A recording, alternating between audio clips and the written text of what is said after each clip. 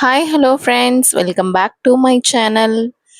இன்னைக்கு என்ன ரெசிபி பார்க்க போகிறோன்னா, இன்னைக்கு ஒரு சூப்பரான ஹனி கேக் எப்படி வந்து மேக் பண்ணலாம் அப்படின்றத பார்க்கலாம். ரொம்பவே சிம்பிளாக வீட்டில் மேக் பண்ணலாம். வாங்க எப்படி செய்யலான்றத பார்க்கலாம். அதுக்கு ஃபஸ்ட்டு ஸ்டெப் பார்க்கலாம். ட்ரை இன்க்ரீடியன்ஸ் வந்து 1/2 கப் மைதா போட்டிருக்கோம். மைதா 1/2 கப் போட்டுக்கோங்க.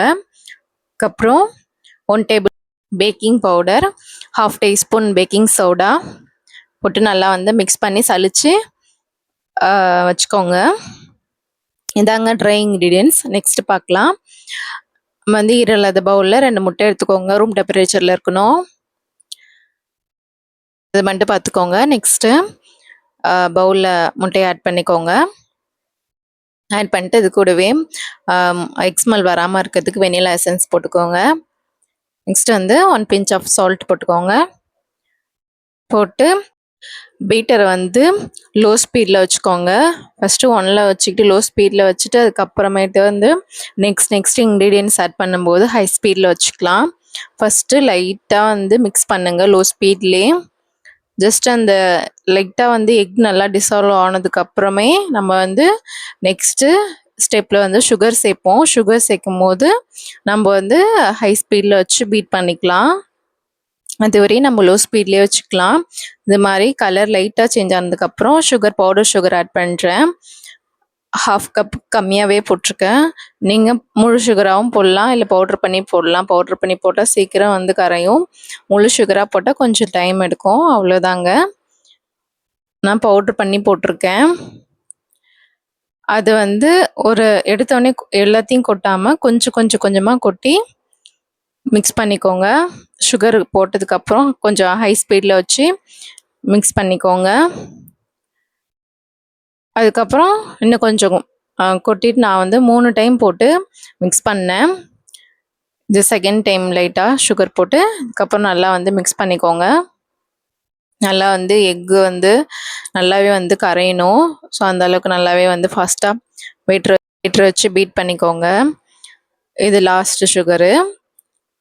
அவ்வளோதான். இதோட சேர்த்து நல்லா அதுக்கப்புறம் ஒரு 5 மினிட்ஸ்க்கு நல்லாவே கைவிடாமல் நல்லா வந்து மிக்ஸ் பண்ணிக்கோங்க. பாருங்கள், நல்லாவே கலர் வந்து சேஞ்ச் ஆகிருக்கு. ஃபஸ்ட்டு வந்து எல்லோ கலரில் இருந்துச்சு. இப்போ நல்லாவே பாருங்கள் ஒயிட் கலருக்கு வந்திருக்கு. இந்த அளவுக்கு வர வரையும் கைவிடாமல் நல்லா வந்து ஃபாஸ்ட்டாக வச்சு மிக்ஸ் பண்ணிக்கோங்க. ஓரங்களில் இது மாதிரி தெரிச்சிருக்கும். அது ஃபேச்சுலாக வச்சு எல்லாத்தையும் வந்து சேமாக வந்து மிக்ஸ் பண்ணி விட்டுக்கோங்க.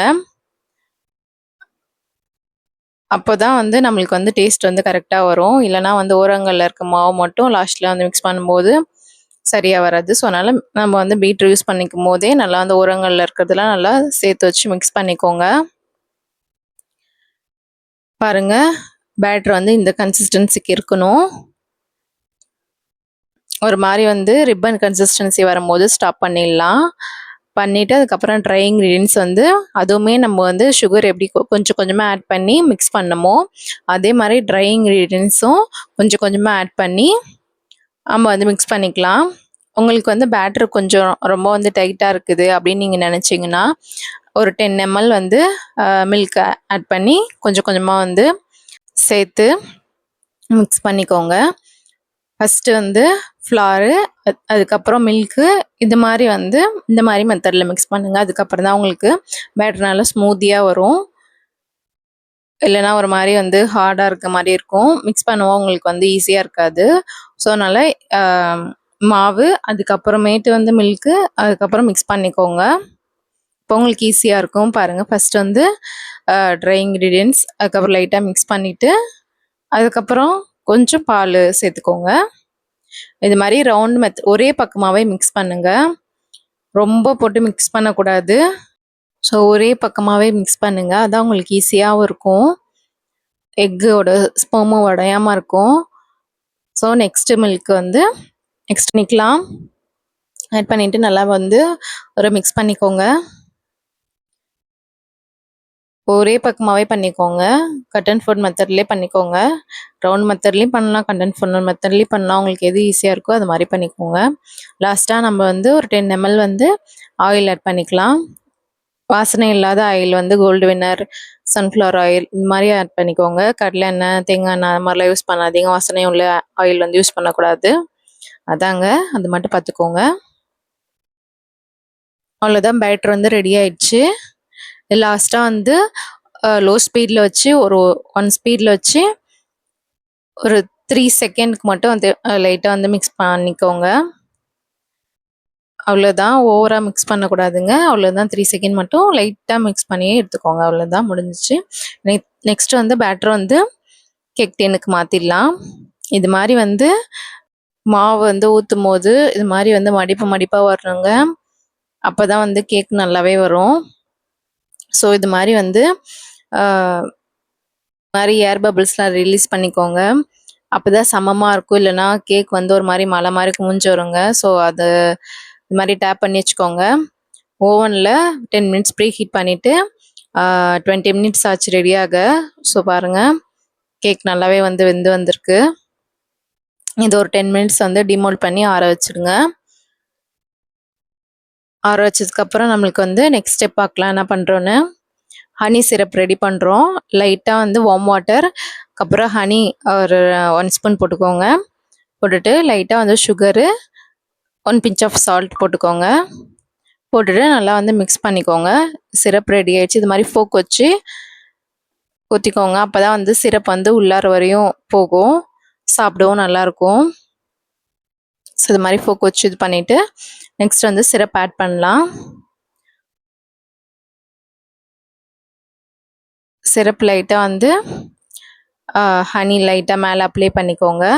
அப்ளை பண்ணிட்டு அந்த சிரப் எடுத்து லைட்டாக வந்து கொஞ்சம் கொஞ்சமாக போட்டு மிக்ஸ் பண்ணிக்கோங்க. நெக்ஸ்ட் வந்து ஜாம், ஒரு டேஸ்ட் ஃப்ளேவருக்காக ஜாம் வந்து மெல்ட் பண்ணி ஆட் பண்ணியிருக்கேன். மேலே டெக்கரேஷனுக்காக ஆல்மண்ட் லைட்டாக போட்டிருக்கேன். நீங்கள் வந்து டெசிகேட்டட் கோக்னட் அது மாதிரி வச்சுருந்தீங்கன்னா அது மாதிரி கூட யூஸ் பண்ணிக்கோங்க. அது பார்க்க நல்லாயிருக்கும். என்கிட்ட அது இல்லை, அதனால் நான் வந்து ஆல்மண்ட் சேர்த்துருக்கேன். பாருங்கள், ரொம்பவே சூப்பரான கலர்ஃபுல்லான கேக் நம்மளுக்கு நல்லாவே ரெடியாக இருக்குது. ஸோ பார்க்கவே நல்லா வந்து ஒரு கிளாஸி லுக்கில் இருக்குங்க. ஸோ கண்டிப்பாக மறக்காமல் ட்ரை பண்ணி பாருங்கள். எப்படி இருந்துச்சுன்னு உங்கள் ரிவ்யூ சொல்லுங்கள். ஸோ நெக்ஸ்ட் வீடியோவில் பார்க்கலாம்.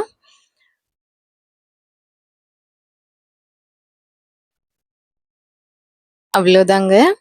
ஸோ மறக்காமல் ட்ரை பண்ணி பாருங்கள். கேக் நல்லா வந்து ரூம் டெம்பரேச்சர் வந்ததுக்கப்புறம் கட் பண்ணி பீஸ் போட்டு சாப்பிடுங்க. ரூம் டெம்பரேச்சரில் 1 வீக் வரையும் வச்சு சாப்பிட்லாம், நல்லாவே இருக்கும். ஸோ உங்களுக்கு இந்த சேனல் பிடிச்சிச்சின்னா கண்டிப்பாக சப்ஸ்கிரைப் பண்ணிக்கோங்க.